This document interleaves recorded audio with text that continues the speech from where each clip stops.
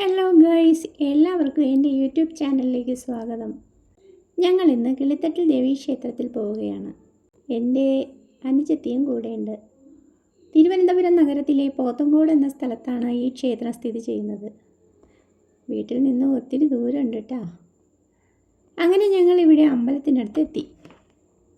ഞാനിപ്പോൾ പോത്തങ്കോട് കിളിത്തട്ട് ക്ഷേത്രത്തിലാണുള്ളത്. നൂറ്റാണ്ടുകളുടെ പഴക്കമുള്ളതാണ് പോത്തങ്കോട് കിളിത്തട്ടിൽ ക്ഷേത്രത്തിൻ്റെ ഐതിഹ്യം.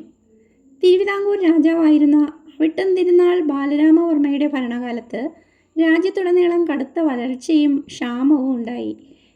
രാജാവിനും ജനങ്ങൾക്കും എന്തു ചെയ്യണമെന്നറിയില്ലായിരുന്നു. ഈ സമയത്ത് രാജാവിൻ്റെ നിർദ്ദേശപ്രകാരം ഒരു പ്രശസ്ത തന്ത്രിയായ ചാരോട് ദേശത്തെ പണ്ടാരത്തിൽ തന്ത്രി ദേവിയുടെ കൃപയ്ക്കായി പൂജ നടത്തി. തന്ത്രിയുടെ പ്രാർത്ഥനയിൽ പ്രീതയായ ദേവി ഒരു കിളിയുടെ രൂപത്തിൽ പ്രത്യക്ഷപ്പെട്ടു അത്രേ.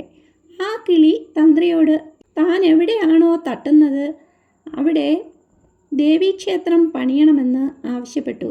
എന്നിട്ട് പറന്നുപോയി. തന്ത്രി ആ കിളിയുടെ പിന്നാലെ പോയി. ഒടുവിൽ കിളി ഇപ്പോഴത്തെ കിളിത്തട്ടിൽ ക്ഷേത്രമായിരിക്കുന്ന സ്ഥലത്ത് എത്തിയപ്പോൾ 3 തവണ ചിറക് തട്ടി. തന്ത്രി ഉടൻ തന്നെ രാജാവിനെ അറിയിക്കുകയും രാജാവ് ആ സ്ഥലത്ത് ദേവീക്ഷേത്രം പണിയാൻ അനുവാദം നൽകുകയും ചെയ്തു. ക്ഷേത്രത്തിലെ കിണറിലെ ജലത്തിന് രോഗശാന്തി നൽകാനുള്ള കഴിവുണ്ടെന്ന് വിശ്വസിക്കപ്പെടുന്നു. കിളിത്തട്ടിൽ ദേവീ ക്ഷേത്രത്തിൽ വർഷം തോറും മകരമാസത്തിൽ നടക്കുന്ന പൊങ്കാല മഹോത്സവമാണ് ഏറ്റവും പ്രധാന ആഘോഷം. കൂടാതെ തൃക്കാർത്തിക, നവരാത്രി, മണ്ഡലകാല മഹോത്സവം എന്നിവയും ഇവിടെ ആഘോഷിക്കുന്നു. ഞങ്ങൾ തൊഴുതിറങ്ങി വീട്ടിലേക്ക് തിരിച്ചു പോവുകയാണ് കേട്ടോ.